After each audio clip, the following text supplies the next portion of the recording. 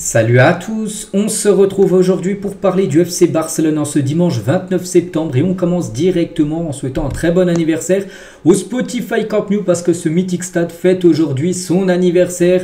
Donc il a évolué bien sûr à travers le temps, on peut dire. À l'époque il ressemble à ça.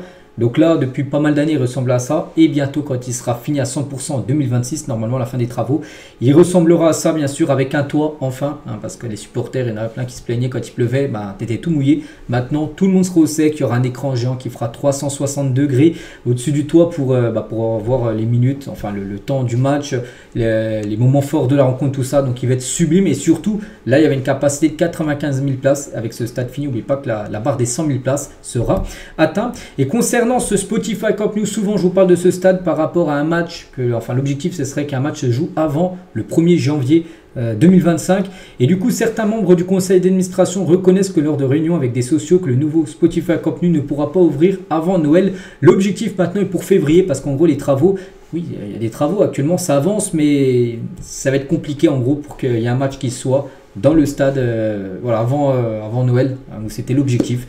Mais voilà, concernant bien sûr ce mythique stade. On continue, on va parler de Luis Enrique, ancien joueur ou ancien entraîneur du FC Barcelone. Il a dit affronter le Barça a été une expérience terrible parce que la saison dernière, maintenant c'est l'entraîneur du PSG, il a entraîné le PSG contre le Barça. Il a dit que c'était pas un bon jour pour lui.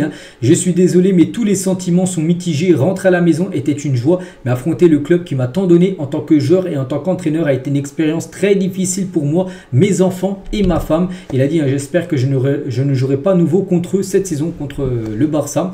Je ne peux pas imaginer jouer une finale contre Barcelone, ça sera un désastre. J'espère que cela n'arrivera pas. Voilà. Bon après, je pense que beaucoup signeraient là quand même pour un PSG Barça en finale, ce serait une très belle rencontre. Mais lui les gars, il veut absolument pas affronter le Barça de nouveau cette saison. Donc voilà. Concernant le mythique Luis Enrique, n'oubliez pas qu'il était là en 2015, la dernière fois que le Barça avait remporté la Champions League. On continue, on va parler du jeune Marc Bernal, blessé, on s'est ligaments croisés. Donc là maintenant il est en mode processus de rétablissement. Il reviendra en septembre 2025 et le Barça annoncera la prolongation de contrat de Bernal très prochainement. Le joueur avait l'intérêt de Newcastle et de Manchester United et qui était prêt à payer sa clause libératoire de 20 millions d'euros. C'est pour ça qu'il faut absolument prolonger le joueur pour augmenter cette clause qu'on a pu voir par exemple avec un joueur comme Marc Guiu. La clause n'a pas été, n'a pas prolongé son contrat, pourtant le Barça voulait le prolonger pour augmenter sa clause et du coup Chelsea l'a acheté 6 millions d'euros. Ils ne veulent pas faire bien sûr la même chose avec Marc Bernal, c'est pour ça qu'ils vont le prolonger très prochainement et passer sa clause actuellement à 20 millions d'euros, je sais pas, peut-être à 500 millions d'euros, comme ça tu es sûr, on va dire, de conserver le joueur.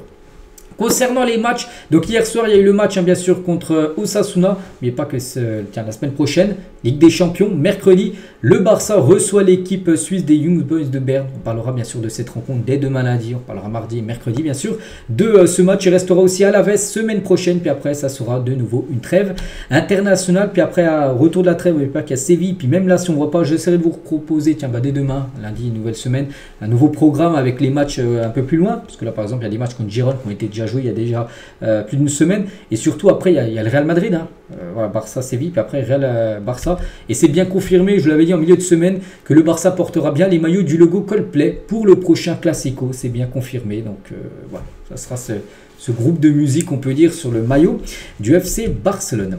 On continue, on va parler de Rafinha. L'été dernier, une offre très importante de l'Arabie Saoudite est arrivée pour Rafinha. La réponse du joueur a été très claire, non merci. Il a été approché 2 fois et a donné la même réponse, non merci à chaque fois. Il aime vraiment le Barça, il souhaite s'imposer au Barça, ce qu'il fait en ce début de saison, qui est très bon pour lui. Donc voilà, lui vraiment, il pense seulement au FC Barcelone et on veut bien sûr des joueurs comme ça qui pensent seulement au club. Il a refusé comme des gros salaires parce que bien sûr s'il aurait rejoint l'Arabie Saoudite, il aurait pu doubler, tripler, quadrupler son salaire actuel.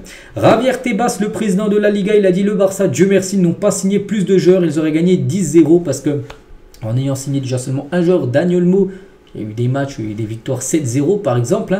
Donc voilà, imaginez, ils auraient signé 4-5 joueurs en plus, avec des joueurs de qualité. Il a dit il aurait pu gagner encore avec plus de buts. Et 40% de la population espagnole regarde les matchs de la Liga sur des sites web piratés. Nous allons déposer des plaintes pénales contre Google là, par rapport.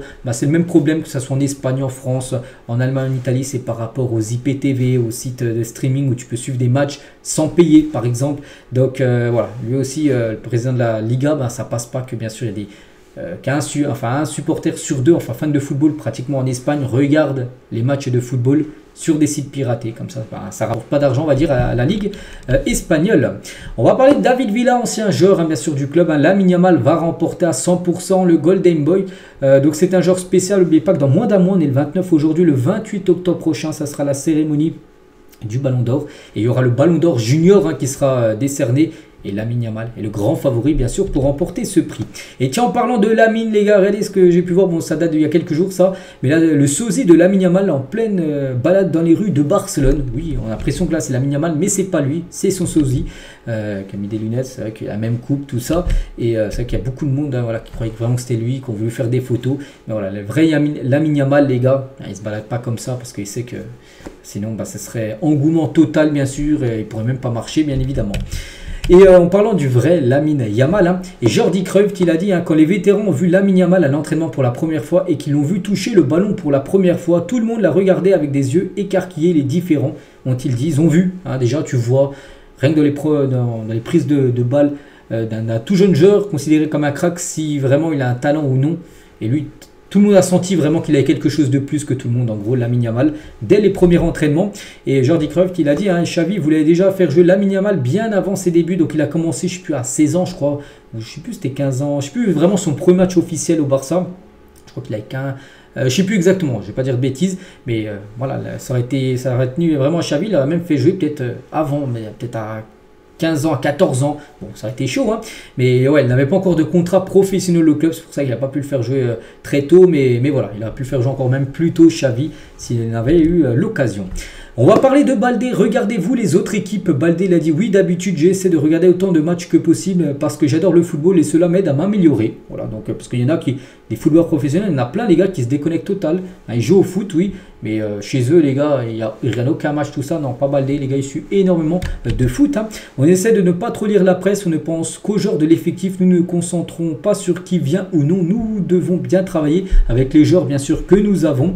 Il a dit par rapport à la blessure de Marc Bernal, il y a au moins 3 semaines. J'aime beaucoup Bernal, c'est un très bon joueur parce qu'il a à peu près le même âge que lui. Bon, il est un peu plus jeune. Baldé, je crois, il a 20 ans, donc lui, il a 17 ans. Mais voilà, c'est un joueur, on va dire, de sa génération quasiment. Et il a dit la blessure est malheureuse, mais il sera de retour. Bon, ça sera dans un an. Et chaque manager a sa propre philosophie. Peut-être que le football de flic est plus direct et vertical que le foot à l'époque de Xavi, qu'il a pu côtoyer également Baldé. Deco a rencontré l'agent de Pedri pour négocier son renouvellement aujourd'hui parce que j'avais parlé aussi là il y a quelques jours qu'il devrait prolonger, enfin il y a des pourparlers qui devraient prolonger. Et voilà, tout pourrait s'accélérer peut-être semaine prochaine. On va parler de Jules Koundé et c'est Chelsea, les gars, qui veut signer Jules Koundé cet hiver lors de la prochaine fenêtre de mercato. N'oubliez pas que du 1er janvier jusqu'au 31 janvier, il y aura le mercato hivernal. Et attention parce que Koundé est pisté, les gars, par Chelsea. Voilà, Chelsea serait intéressé par Jules Koundé. Donc si vraiment ça venait à se faire, donc Chelsea pourrait proposer 60 millions d'euros au Barça. Bon, je pense qu'il faut le conserver, surtout pas lâcher un joueur cadre, un titulaire quand même indiscutable de l'équipe en plein milieu de saison. Et on finit, les gars, cet épisode aujourd'hui, vu que là c'est le retour, là il n'y a plus de Liga, enfin le prochain match c'est la Ligue des Champions, là où il faut une victoire, parce que tu as perdu le premier match à Monaco, tu es obligé de gagner contre les Suisses qui ont perdu, ils ont pris 3-0 contre Aston Villa et Young Boys de Berne. Et regardez quand même les top 5 des favoris pour remporter la LDC, et ben c'est quand même, enfin bon, c'est City, le Real, Arsenal, mais le Barça quand même bien classé sur les 36 équipes engagées en Ligue des Champions, le Barça 4e, c'est l'équipe, enfin la 4e équipe à avoir le plus de chances de remporter ce trophée qui manque quand même au FC Barcelone. C'est vrai que depuis 2015, l'année prochaine, bah tiens, ça sera la finale, ça fera 10 ans quand même que le Barça n'a pas gagné la Ligue des Champions. Ça fait beaucoup trop, surtout pour un club comme le Barça qui était, enfin il y a des années, dans les années 2010, tout ça, c'était pratiquement les 2-3 ans, il y avait une Ligue des Champions remportée. C'est que là, ça commence à dater. Donc voilà les gars, ce qu'on va dire aujourd'hui. J'espère que ça vous a plu. On se retrouve demain lundi avec, bien évidemment, on parlera du match hier, l'Osasuna, comme on le fait souvent et tout le temps. Début de semaine. Allez, je vous souhaite une très bonne journée et à demain.